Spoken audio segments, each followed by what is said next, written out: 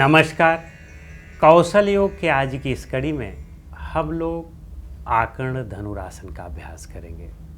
इस आसन को आकर्ण धनुरासन इसलिए कहते हैं कि इसमें हमारे शरीर की आकृति धनुष पर बाण चढ़ाए हुए एक योद्धा की बनती है, इसलिए इसको आकर्ण धनुरासन कहते हैं।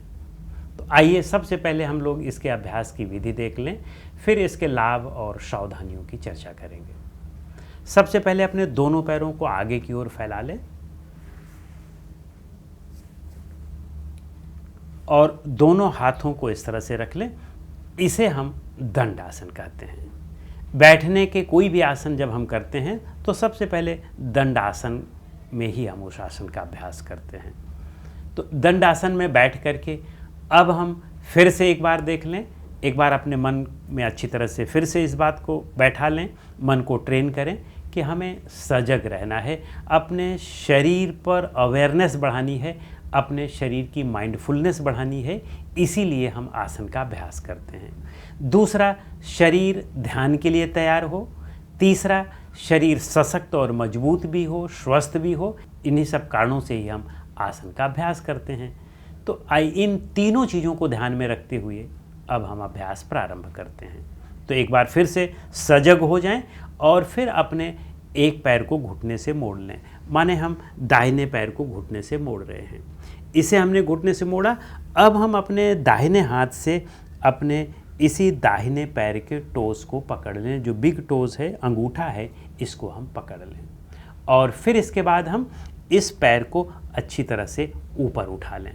इसको खींचेंगे इस तरह से और खींच करके फिर दूसरे हाथ को हम इस तरह से जाकर के टोस को पकड़ लेंगे और इसे कान तक ले आएंगे। पूरी तरह से सजग और एकाग्र रहें। आप अच्छी तरह से देखें कि आपको खिंचाव कहाँ पड़ रहा है और यहाँ स्थिर हो जाएं। जैसे कोई मूर्ति होती है स्थिर, उसी तरह से स्थिर हो जाएं। फिर वापस पूर्व स्थिति में आ जाएं। यही क्रिया हम दूसरे पैर से करेंगे। इसे मोड़ें और यहाँ पकड़ करके फिर इसे हम कान के पास लाएं और यहाँ हम आगे झुक करके इस तरह से कर लें और बिल्कुल स्थिर।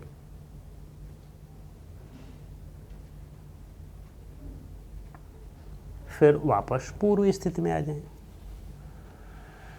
तो यह हमारे आकर्ण धनुरासन का प्रारंभिक अभ्यास है।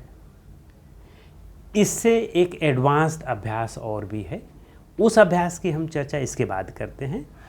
इसका हम देख लें कि इसमें सरलता पूर्वक हो जाता है, इसलिए यह प्रारंभिक अभ्यास है।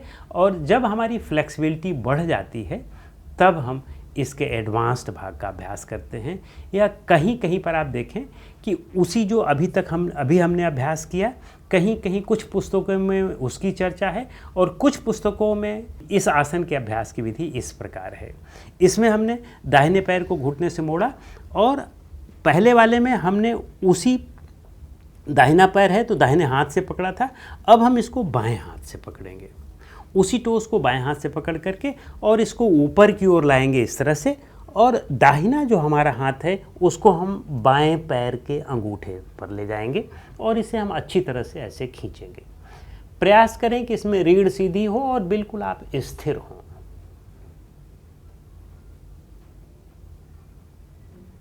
फिर वापस पूर्व स्थिति में आ जाएं।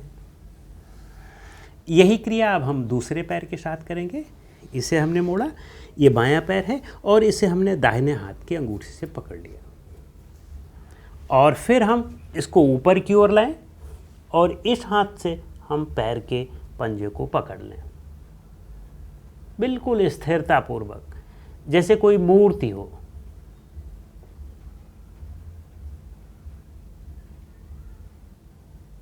फिर वापस पूर्व स्थिति में आ जाएं। तो इस तरह से यह आकर्ण धनुरासन है।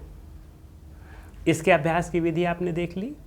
धीरे धीरे जब आपकी फ्लेक्सिबिलिटी बढ़ने लगती है, शरीर में आपकी ऊर्जा बढ़ने लगती है, शक्ति बढ़ने लगती है, तब आप इस आसन का अभ्यास आसानी से कर सकते हैं।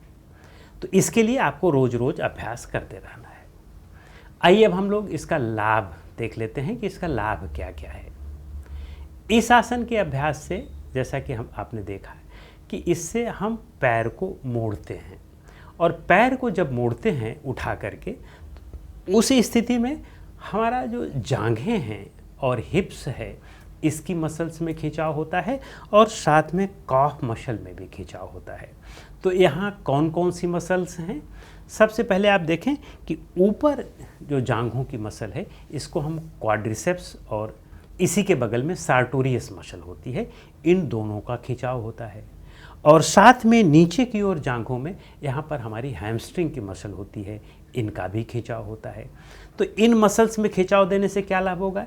इनमें खिंचाव देने से ये लाभ होगा कि इनसे हमारे जो और हमारी बटक की मसल हैं, बैक की मसल हैं और एब्डोमेन की मसल हैं, ये भी जुड़ी हुई रहती हैं। जब इनमें रक्त का संचालन बढ़ता है तो ये उन अंगों में भी, उन मसल्स में भी रक्त का संचालन बढ़ा देती हैं।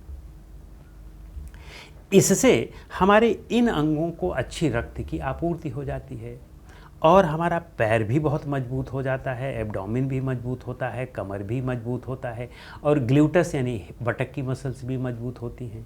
फिर दूसरा, आपके कॉफ की मसल्स को भी बहुत सशक्त और मजबूत करता है। इनके मजबूत होने से स्वाभाविक सी बात है कि हमारा पूरा पैर मजबूत हो जाता है, और इसी तरह से हमारा एब्डोमेन भी मजबूत हो जाता है और कमर की मसल्स भी मजबूत हो जाती हैं। यह तो इसका एक प्रारंभिक लाभ है। जो इसका और आंतरिक और दूसरा लाभ है वह यह है कि इसके अभ्यास से आपके यूरोजेनाइटल सिस्टम को भी लाभ होता है, और दूसरा, इसके अभ्यास से आप जिन्हें स्लिप डिस्क की शिकायत हो, जिन्हें स्पॉन्डिलाइटिस की शिकायत हो, उनके लिए यह रामबाण आसन होता है। इसके अभ्यास से उन अंगों में रक्त का संचालन ज़्यादा बढ़ता है, और जिससे वे बहुत सशक्त और मजबूत होते हैं। तो इसलिए यह आसन बहुत लाभप्रद आसन है उन सब के लिए जिनके कमर के निचले भाग में जिनको दिक्कत हो रही है, या जिन्हें जांघों में दिक्कत हो रही है। सामान्यतः यदि जांघों में शक्ति नहीं है तो हम ज़्यादा चल नहीं सकते हैं, हम जल्दी थक जाते हैं। जांघों में शक्ति आने से, जांघों में ऊर्जा आने से, जांघों में एनर्जी बढ़ने से, जांघों की मजबूती होने से हमारा पैर बहुत सशक्त और मजबूत हो जाता है, और फिर हम 10, 20, 25 किलोमीटर चलते हैं तो थकते नहीं हैं, और इससे हमारा शरीर मजबूत और सशक्त रहता है। दूसरा, इसके अभ्यास का जो एक सबसे बहुत बड़ा लाभ है वह यह है कि यह आपके चेस्ट की मसल्स को भी खींचता है।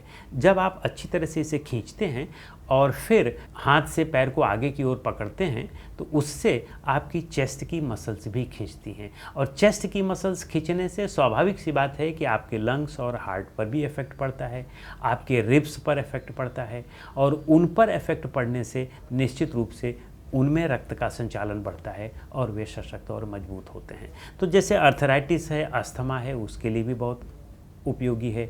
जिन्हें, जैसा कि मैंने बताया कि जिन्हें सियाटिका की समस्या है उनके लिए भी बहुत उपयोगी है।